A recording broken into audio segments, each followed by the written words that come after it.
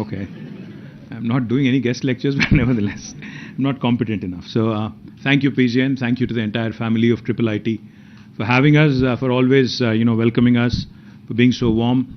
In this cold weather, I think we all need it, so thank you very much for that. Nivriti, thank you for all your support, for your unstinted backing of the mission, or the Telangana Artificial Intelligence Mission. We spoke about it a few years ago, and then since then you've been really driving this along with other partners. Thank you very much for your unstinted backing, for your wholehearted support.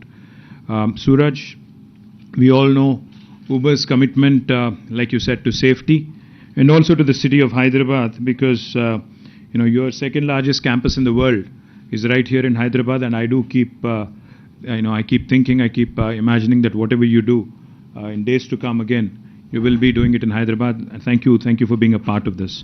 Ramadevi Garu, who's leading our emerging technologies wing. Ma'am, you've been a terrific leader. Thank you very much. Of course, to Hemantji and also Vinod Garu, who's representing the TSRTC. I thank them also for their support and for their backing. Now, one thing that I'm reminded of today, when I listen in to all the amazing things that technology can help us with, is what Honorable Chief Minister keeps telling us. Each and every time, either myself or Jayesh or one of us tells him about this fancy new technology that's in town, or fancy new technology that is around the corner, he always has only one question. He says, listen, I'm not a technocrat myself, I'm not a technologist per se, but what is it that this technology can do in terms of helping the common man, helping the man on the ground, in terms of the societal impact? Kya karega ye technology? Ye batao. That is what he keeps saying. And today, when I'm really delighted, I'm excited, to basically be able to answer, some of those concerns. I'd like to thank all of you, of course, for inviting me to the launch of this IIIT. The applied research being undertaken by IIIT is certainly helpful for not just Telangana, but for the entire country as well. And also, of course, to keep Telangana in the, center, and to keep, to ensure that Telangana remains the epicenter of these efforts. I would, of course, congratulate IIIT on, PJN was just joking. He was saying a lot of people confuse the names, IIIT and IIT. Which one of us should be taking it as an insult or a compliment, is what he said. I think you should take it as a huge compliment, PJN, because Indian Institute of Technology, was conceptualized as a premier institute. The fact that IIIT Hyderabad today is rated much above many IITs in India is a great compliment. And I could hear the pain in your voice when you said we are self-sustaining. And I could also hear the pain when you said the government only gave me land, nothing else. I promise you one thing, he was just whispering in my ear that he needs some support for quantum computing labs that he's setting up. We will support you fully. I will assure you. I will ensure that you get that money that you require to do a nice quantum computing facility right here. And when Nivriti was mentioning, that ये government है, धीरे होता है काम, she was talking about Karnataka government, not us. Trust me, that's the government, that's the city that she lives in. So she was talking about them, not us, right? Haan, sahi. Because I also was listening in very carefully when she said road safety and all. She said Nagpur mein roads theek hai, Bangalore mein worse hai. She didn't mention Hyderabad, so I'm guessing we are somewhere in between. Right, Nivriti? Somewhere in between, pakka. So all in all, I think what I really liked about what was mentioned earlier is how technology can be used, leveraged to save lives. Essentially, that's what it's about. I mean, save lives, improving standards of living, improving our urban infrastructure, improving our road safety, ensuring that we do things right. I mean, ensuring governments improve their standards of functioning, so to speak. And as we all know, Gartner's 2022 CEO survey also indicates that AI is the top priority for business leaders for the third year in a row. In fact, back in 2020, when Government of Telangana had declared 2020 as a year of AI, little did we know that COVID was lurking around the corner. But we had a very ambitious agenda. But nevertheless, in fact, we went through the whole year doing multiple AI events, and Intel was, of course, a key part of many of those events. So AI and how it can be leveraged for the benefit of each and every person in the society. It could be a farmer, it could be a technologist, it could be a doctor, it could be somebody else. Everybody, in fact, can use AI, and in fact, COVID has also shown us that AI and the power of AI and how it can really help even the governments is something that we have truly appreciated over the last couple of years. Since AI acts as a new factor of production, Niti Aayog estimates that AI is expected to raise India's annual GVA growth rate by 1.3%, resulting in an addition of almost $957 billion to India's economy by 2035, which is 15% higher gross value added, which is GVA is obviously, as many of you would know, is a very close approximation of GDP. So almost 957 billion being added. You know, we keep hearing about the 5 trillion economy. I think 957 billion coming in from the power of AI is a huge potential for India to latch on. And every state in India, irrespective of what our challenges are, has to latch on to this opportunity, has to ensure, as Nivriti was pointing out, has to aspire to be the leader in terms of adoption of these technologies. Realizing this economic potential of AI, Telangana became the first state to initiate a focused effort with the launch of AI framework in 2020. Under this framework, we've launched number of programs, and we've been playing an active role and have been playing the role of an enabler for the AI ecosystem. We had set up the Telangana AI mission, called as a TAIM, a dedicated institution in partnership with NASSCOM to drive all AI initiatives in the state. In fact, Nivriti is also a member of TAIM, which is a governing council, and has been offering strategic leadership as well. A very important initiative of TAIM has been the RevUp Accelerator, which is currently supporting 80 plus MVP stage AI startups in a bid to generate unicorns over the coming years. Since availability of skilled manpower is critical to the growth of AI ecosystem, the government has also taken up skilling programs for students and faculties. AI, ML, deep learning, etc. All of these are being done in association with corporations like IBM, Intel, Microsoft, and NASSCOM Future Skills.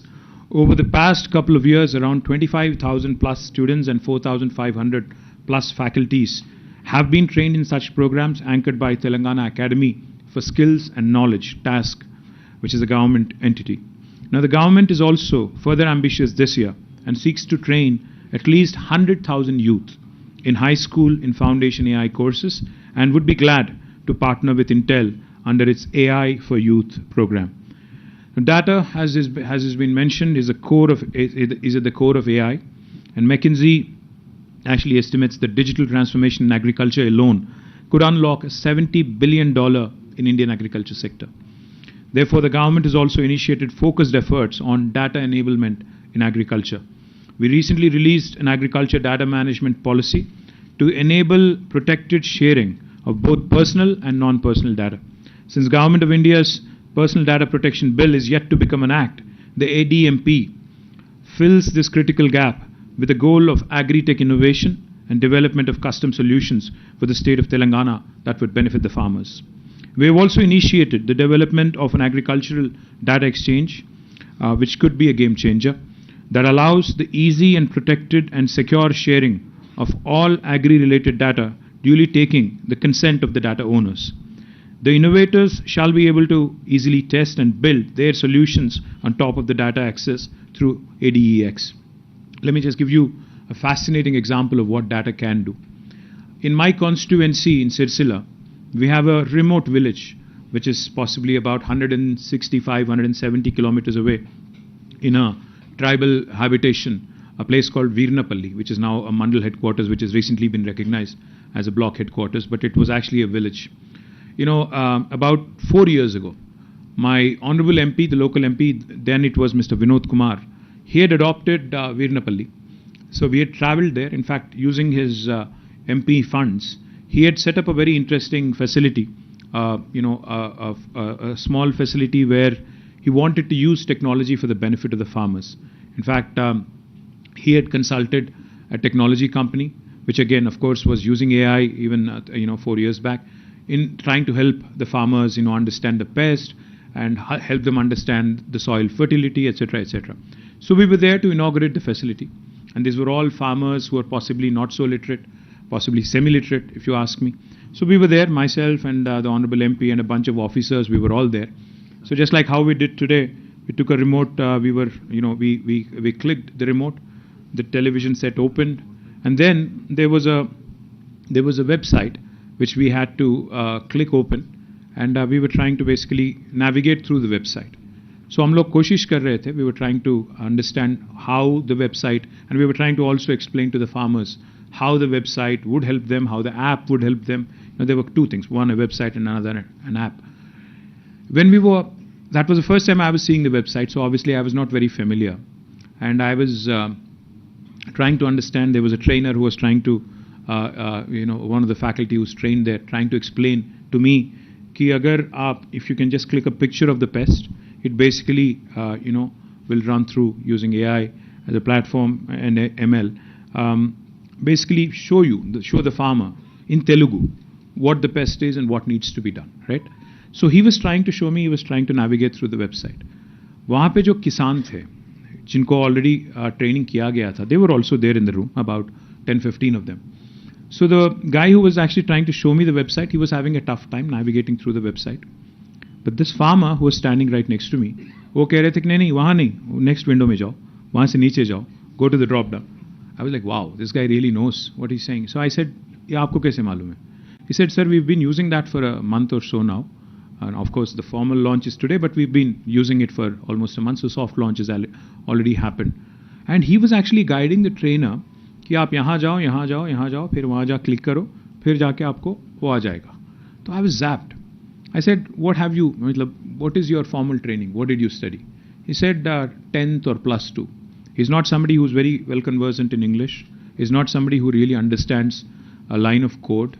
He's not somebody who's possibly trained in any kind of AI or AI module, or he knows nothing, I'm sure, about ML. But the fact is, when a farmer, when he sees value in the product that is being put out in front of him, and when he understands the power of leveraging technology for his benefit, I think they'll latch on to it very, very quickly. The beautiful thing about India and our citizens is, when I was in the US, when I was doing my masters there, and when I used to come back to India to visit my family and friends, I always used to be amazed because वहाँ हम लोग मोटे-मोटे वो Motorola वाले और Nokia के phone set use करते थे. 98, 99 की बात कर रहा हूँ मैं. When I was there, 99, 2000 possibly. So we used to have these, वहाँ पे Verizon, वहाँ पे क्या AT&T के बाकी companies थे, और वहाँ पे they used to bundle those packages. The telcos there used to bundle services and offerings, and they used to offer these big mota handset. So as a student, obviously I didn't have money, so I used to buy one of those nice handsets, the big one. But when I used to land in India and come and see my friends here, they all had these sleek handsets. I was like, what is happening? America तो थोड़ा हमसे ज़्यादा अमीर है, तो ये लोग क्या कर रहे हैं यहाँ पे? मतलब the point I'm trying to make is, Indians have always been good. India as a country and the citizens have always been good when it comes to adoption of technology. If we realize the value, right in front of our eyes, especially my generation, which is witness to the telecom revolution. For those of you who are born after 2000, you would not understand what I'm saying, but prior to that, I'm sure PJN would understand. There was a time when to get a landline connection at home was a huge, humongous task. It was an achievement of sorts. I remember a time when घर पे अगर phone नहीं होता, and those of you who speak Telugu will understand, PP बोलते हैं, पक्किंटी phone. You have a phone in the next door neighbor, so whenever you give out your phone number, you would give it out as PP, right? So to get a phone was a task. You needed an MP's recommendation letter. You needed to go to the BSNL, do a nice, ego massage there so as to get a phone connection, and then eventually the phone set would come. You would pick up every day if you're a kid, if you're enthused about a new phone at home. You would wait for the ringtone. It's not happening. You remember, for those of you who are possibly from my generation, you would also remember trunk calls. We used to call the exchange fellow. There was only one in Hyderabad, I think Lagdika Pool, which is where it is even now. We used to call them book trunk call to Sangareddy, book trunk call to Karimnagar, etc., etc. But see what has happened right in front of our eyes. The landline is gone, it's passé now. Nobody wants a landline phone anymore at home. After the telecom, sector has been opened up by Government of India, the kind of revolution we have witnessed right in front of our eyes. Today, each and every one of us has at least one mobile phone for sure. Some of us have two, some of us have three. Pegasus and other things, do take a toll. So all of these things, that have come in right in front of our eyes, how technology has really transformed our lives in terms of communications, in terms of being able to be in touch with what's happening across the world, etc. And all the other technologies that have revolutionized the way we think. COVID was a great example. We've seen, some enterprises which have shown the world that you need not be in a small town or a big town to be able to work from home. You could even be working from your village. As long as technology and as long as connectivity is there, I think you're fine. As much as we love, as much as we would love to believe that technology is a great leveler, it is also a fact that it's a great connector. I mean, it really connects people of all strata. It really connects people of all hues and shades across the world. Helps you learn from each other. I think that's the transformative power of technology, which Indians have always been good at adopting. So the whole $957 billion value that AI can bring in by 2035. I'm very passionate about it because I think it will not only have a transformative effect on the people at large, it will also have a transformative effect on our economy. It will also help India adopt better. It will also help India propel itself into the league of first world countries sooner than later. Our Honorable Chief Minister, like I said, always reminds us of this. He says, क्या फायदा है इससे जो तुम technology की बात कर रहे हो? Whatever you are mentioning to me right now, what is the point of it? When I tell him about T-Hub and startups and the whole startup culture, he always asks, what is it that you guys are going to be able to do to help the man on the ground? And that is the fundamental question that we need to answer. Today, I was smiling because I remember a day about 6 years ago when a large American company had come to me. I would not name names. They said, we have this cool technology which is going to give you an alert. As municipal minister, as urban development minister, you need to know how safe, your roads are, how the lane discipline is being followed. So if somebody abruptly cuts into your lane, I can send you an alert to your command control center. I smiled. I said, no, why don't you give me an alert when somebody is actually coming at me in a one-way street? He said, why? Why would you need that? I said, welcome to India, welcome to Hyderabad. That's how we live. It's organized chaos. So point I'm trying to make is, I thought, I've said this before and I'll say it again. India cannot merely ape or copy what's happening in the West. A solution that would have worked brilliantly in Los Angeles or in New York or San Francisco will not work equally well here. We need solutions like IIIT, where TSRTC, where our local, faculties, our local researchers, our local, companies have to work together. We need our own solutions, our own recipes, because our challenges are different. We don't have the same exact challenges. We don't exactly have the same set of problems. So therefore, I'm delighted, thrilled that, we will be able to save. Mr. Vinod was mentioning that they spend about 50 crores in terms of, compensation payments annually, which is 4 crores per month. It's a huge number for a loss-making corporation, which a corporation which is still in losses. I think this is the sort of technological interventions, disruptions that we really need to ensure that our entities become safer, our citizens' lives are saved, our corporations are benefited, and our people at large and our society at large is also helped. We have also, in fact, launched something very interesting in the agriculture domain because more than 50% of our population depends on agriculture still. Our flagship project using AI is called Sagu Bagu. Sagu, as you all know, is basically farming. Bagu is good practices in farming. We're doing this in tandem with World Economic Forum, wherein various emerging technologies, including AI, are being deployed on ground in a PPP mode. And we believe that we'll cover about 50,000 plus farmers in 2 years. Under this, agri-tech players are also helping boost farmer incomes by deploying various solutions such as sowing window advisory, irrigation, soil nutrition advisories, etc. that help the farmers adhere to best practices and solutions like digital market connect, digital quality assaying, etc. Now, agri-tech projects that we have undertaken are delivering promising results already.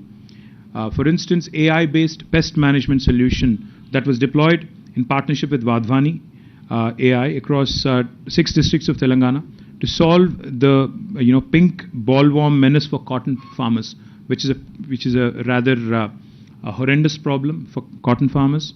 The impact study undertaken by EY indicates up to 20% of increased profits, resulting from a mix of increased yield and lower input costs. So as long as you're able to give good advisory to farmers on the window in which they have to actually sow the seed, to what kind of efforts they have to put in to ensure that the soil fertility remains good, and also soil health remains good, and most importantly, how do you do pest management? I think a combination of all this will really deliver the much needed knockout punch, if you ask me, in terms of improving their farmers' income. Telangana has also become a very, very interesting example with the implementation of a unique RTDAI, the real-time digital authentication of identity system, deployed across several citizen-facing services. In fact, I say this very proudly. I get messages, and I don't know how many of you have used it, but Telangana is possibly the only state in the country where you can renew, not get a new one, but renew your driver's license sitting at home on a Sunday. This is the only state which allows you to do that by authenticating your digital identity in real time. Now, that is something that is truly important from a citizen's perspective, because it saves you from the hassle of visiting an RTA facility. In 21-22, about 120,000, which is about 40% of our pensioners, availed the life certificate through RTDAI, and 90,000 citizens availed the services of transport department through RTDAI. Now, what has a pensioner got to do with this? A pensioner has to submit, to avail pension continuously. Every year you have to basically go to an office, visit, and ensure that they understand that you need to receive pension and you need to receive your benefits going forward as well. Now, that at this point in time in Telangana can be done by using the RTDAI, the real-time digital authentication. Now, today, when I stand here, I'm glad to see that IIIT's projects are focused on building AI solutions for population scale. I think that's the most important point, because whatever solutions that we come out with, for a large country like India, unless they're scalable, unless they help the large majority of the population, it would just remain a lab experiment. The micro labs is a highly unique initiative that shall bring genomic surveillance for the communicable diseases to point of care. Therefore, to bring the lab brings the lab to the people. In fact, when one of the speakers before me was mentioning that data-driven drug discovery is the order of the day, I think it was you, sir. I have to tell you, Novartis, which is one of the largest pharma companies in the world, has about 9,000 people in Hyderabad, and they do precisely that. They do digital drug discovery. In fact, it's their second largest facility in the world. And they're not, in fact, they're right here in Raidurgam, very close to where you are. They're not a pure play R&D facility here. They employ a lot of biostatisticians, bioinformatics, people who are experts in bioinformatics, and they do precisely this. They do a lot of simulation, they do a lot of data-driven analysis, and have been able to come out. In fact, according to Vas Narasimhan, who's the CEO of Novartis, each and every time I meet him, he always tells me how his center in Hyderabad is at the center of everything, literally. Now, the broad genomic surveillance for communicable diseases and the development of AI-enabled models for preemptive surveillance for susceptible subgroups is an extremely important area.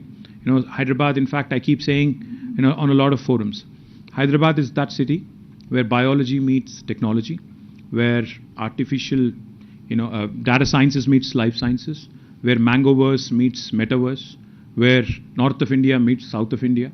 So Hyderabad is that melting pot, which you could really leverage in these points of intersection.